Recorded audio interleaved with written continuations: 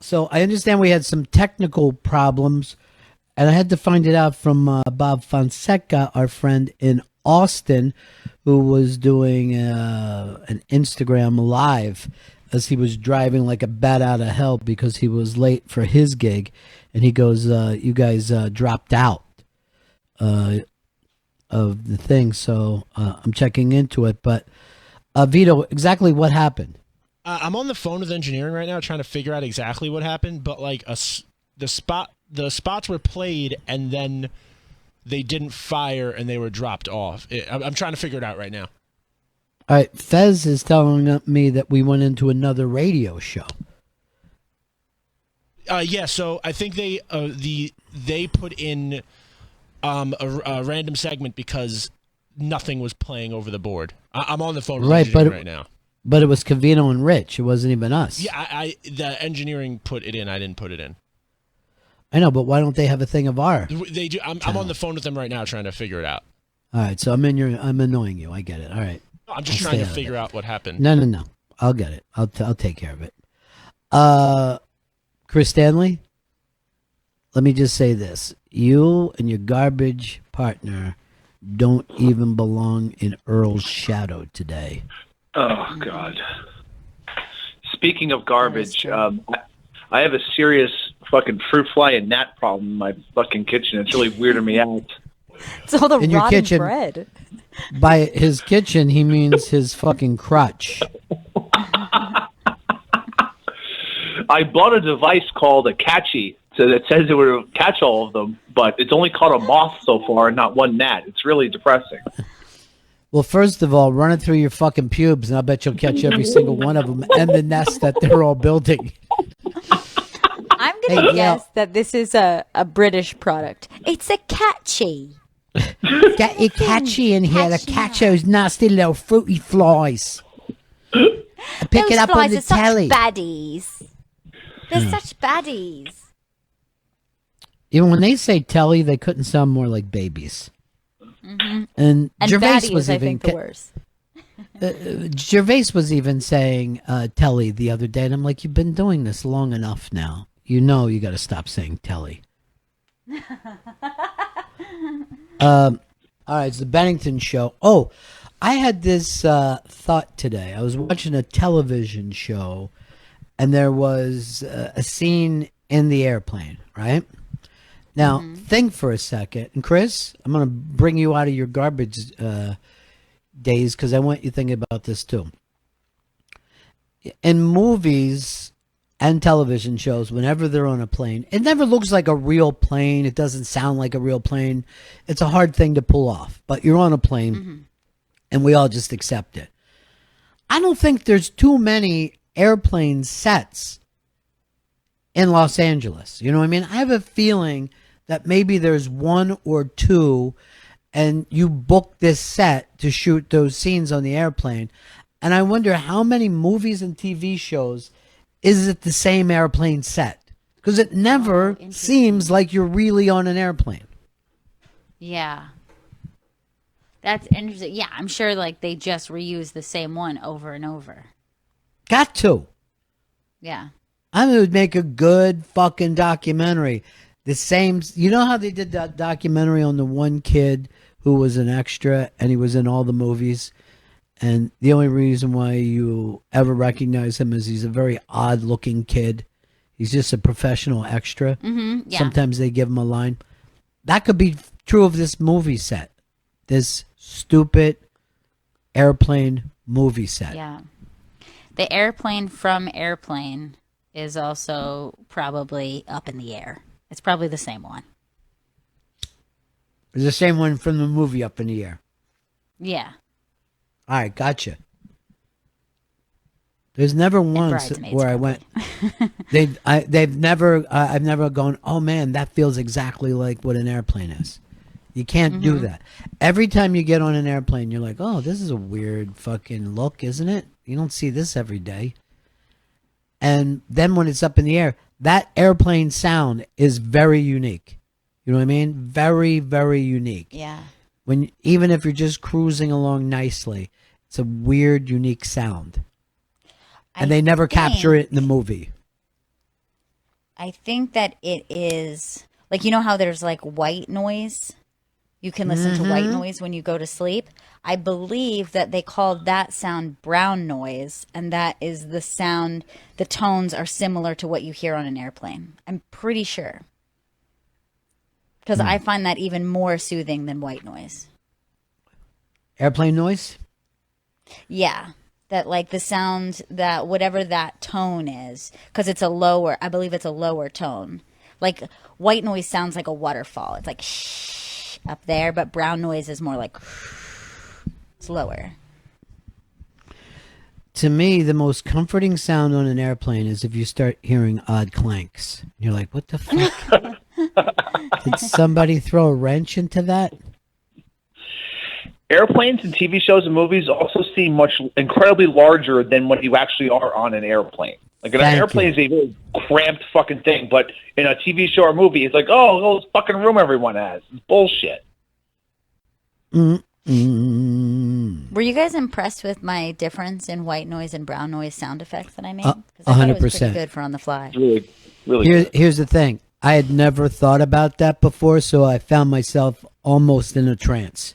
I was like, what? I'm being overloaded with information that I should have known, you know?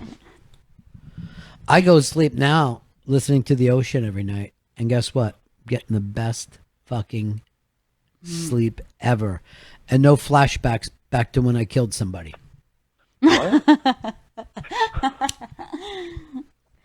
Try airplane sounds. I find them to be very soothing. Even though it's weird because I am not a good flyer, but yet airplane noise, very comforting to me. I'm going to change that. I think you are a good flyer because every time you took off, you landed. And I think that's what makes you a good flyer. I have a great track record. I think, yeah, if you take off and crash, bad. Take off and land, good. I've only some had people a couple panic attacks, so yeah. Some people are nervous about landing. That to me is the most comfortable part because I'm like, well, you're going to be landing in a second, and they go, what if we hit the runway and we crash into something? And I'm like, at that point, it's just a car crash. I've been in a lot of car crashes. I walked away every fucking time. It's the falling from 6,000 feet down. Right. That would be a worse thing. Uppy part. Yeah. The up way high and then going way like straight down. That's what I don't want to do. I don't want to just be at 6,000 feet and then the nose is pointing to the ground and you're heading in that direction.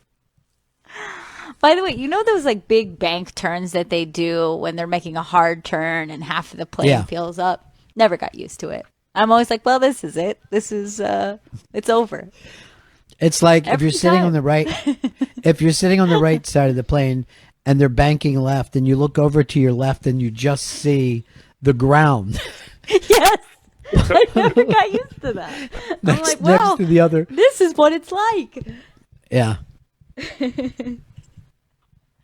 I remember every time I flew with Fez, he would yell out embarrassing things on the flight. I'm not making that up. And me and him were taking off. It was one of those things where they take off and it's like they're going straight up and then they make the hard bank. You know what I mean? Right. So that we could go in the direction that we want to go in. Because I guess you have to take off with whatever the wind is or whatever.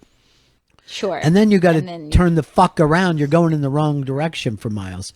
So yeah, I wish we wouldn't. So do we're that. going up. Let's just set up the runways, every option, so we can just shoot in the direction we need to go. That's what I would really like, because I don't have vocal meltdowns. They're usually quieter, but they're very uncomfortable. And usually mine are more along the lines of, we start banking, I look down, I see the ground out of one side of the plane, and I just go, "Sir, are you using that airplane phone? I just want to call my loved ones real quick." Just real quick to say, love you guys. By the way, I haven't seen an airplane phone in years. It seemed like they used to be always available to you. So we're taking off, we're going straight up, and then we're banking left. And it was a weird, hard left while we're banking up. And Fez, I mean, we're 5 minutes into the fucking flight, and Fez yells out, "We got a cowboy behind the wheel." That's what he yells as loud as he can. Now, Fez. I tried to give it a laugh and look around like, ha ha. No one else was laughing. No one wants to see someone panicking on a plane. You know what I mean? They want you to keep your panic inside, not share. They're the exact opposite, where like a shrink will tell you to share your feelings. They want you to shut the fuck up about your feelings. Another time he yelled out, "Does anybody smell gas?" as loud as he could. He was fucking freaking. This is the kind of shit that they arrest people for now. You know what I mean? But even if we did smell gas, there's nothing we could do about it other than blow up. You know what I mean? Like, Yeah. I don't have a screwdriver. I can't get down into this thing. And why would we smell gas? There's not gas in that part of the plane. It's on the outside of the plane. You're not smelling it from the outside in, are you? Like, where do they keep the fucking gas? Is it kept on the wing? Huh? I don't know. I think in the hold. You're saying that we're floating along with a belly full of gas that's being pumped out to the wings? I think so. You should never get on another fucking plane. If you're that's flying to insane. Australia, the plane must be 90% gas. It has to be. It doesn't have to be. You're It must. doing It no- simply must, Yeah. Ron. You're doing zero engineer work, okay? Engineers test and they find out and they look for everything. You just have a hunch, so you yell out, "It has to be." I live in a garbage pile. That's what I'm thinking. All right. There is a website, and maybe we can retweet this, that is called Inside Hollywood's Go-To Airline. Here's some of the films this was used in. Once Upon a Time in Hollywood, Bridesmaids, the TV show This Is Us, Always Sunny, tons of commercials, Silicon Valley, Charlie Wilson's War, Get 'Em to the Greek. And you look at this, and Chris is right. There is so much space on this airline. And then also a nice stairway that leads up top like it's the fucking 70s, where you could have a disco in a plane. They had a very short time where they acted like, you know what, people, they love disco, so obviously they're going to like disco in a plane. That sounds. You know what I hate in a plane is anytime that you have a seat going backwards. And I remember once I flew into Pittsburgh, but my back was to, the cockpit. And I felt like a fucking moron, like some kind of an idiot that was in a rowboat rowing his way to Pittsburgh. It felt like the dumbest flight I've ever taken. You know what it's like? It's like when you're a kid and you get on a carousel and you accidentally pick one of the horses that doesn't go up and down. You're just like, what was the point of this? How did I pick incorrectly? They won't let me switch now. Remember this? You would get on a carousel with your grandmother and she would sit in the fucking bench instead of getting on a snooze. horse. What's the point? Nobody wants that. So So dumb. dull. I'd rather be on a stationary horse than that. Just Wow, a I'm seat. looking at this thing. This is so interesting. They built this, and they have a cockpit, and they have the back of the plane, and you just go and rent it. And that's all they do. They just book people who want to shoot a plane scene. They've got a couple of different planes at this studio. You'd have a private plane. How do you explain to anybody what your job is? I work at a fake plane. Oh, like a stewardess? No. We never take off. We just sit there on the ground and pretend Oh, God, we're no. flying. This would actually be the best. Now I'm imagining this person at a dinner party, and then you say like, "Oh, like a stewardess." Oh my God, no! Yeah. We never fly. It's for Wouldn't this- movies. What if we dosed Fez? We put him on the fake plane thing, and we wake him up, and we're just screaming, and we're like, the plane is going down. We just start throwing shit at him and fucking lighting fucking papers on fire and chucking him at his face. I'm going to just scream, you're going to have to take the wheel. One time we were on a plane, he was having a fucking terrible panic attack, and the guy next to me starts to bitch, and I had to turn him and I go, mind your own fucking business. Because he was like, could you settle him down? I go, what if I fucking settle you down on the fucking floor right here, you asshole? No, in hindsight, why wasn't I just going, look, I'm doing the best I can with him. And then another time, he was so freaked out that he put he went face down on my lap. And I was just like patting the back of his head. And the stewardess walked back and she says, what is going on here? And I go, it's none of your business, lady. What's fucking happened here is between two consenting adults. Sometimes I like to get blown on the plane. Does that fucking bother you? Does that somehow cut into your union job? It shouldn't. I go one pandemic and this entire fucking industry is done. I'm trying to think of it any time I've ever been on a plane with him that he didn't fucking melt down. But the beauty about it is like when you're with somebody who's freaked out on a plane, you can't feel calmer. You know what I mean? You feel like I will guarantee you 100% we're 100% safe. Don't worry about it.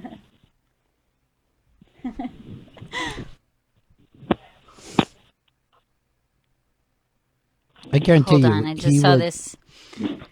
just saw this response on Twitter because we tweeted the picture of the banana bread I made for Earl's birthday.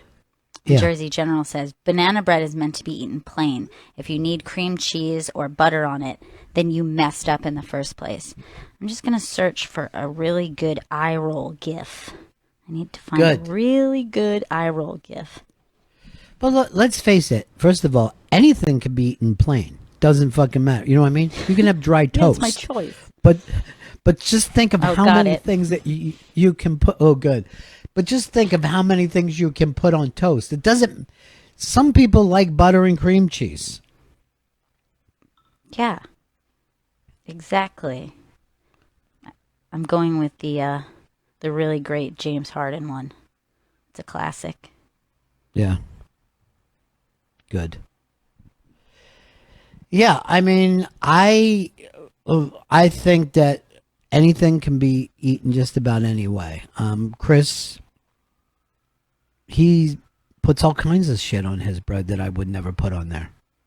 He thinks that you'll have really fresh baked bread and then put canned tuna on it. Who am I to say he can't do it? You know what I mean? He can if he wants.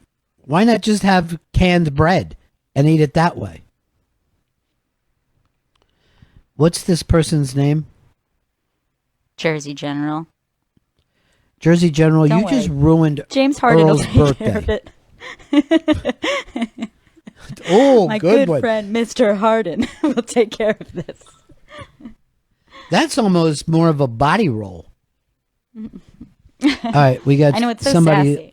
Yeah, we've got somebody on hold right now who has been in many plane near misses, many plane near crashes, and wants to share some of his experiences with us.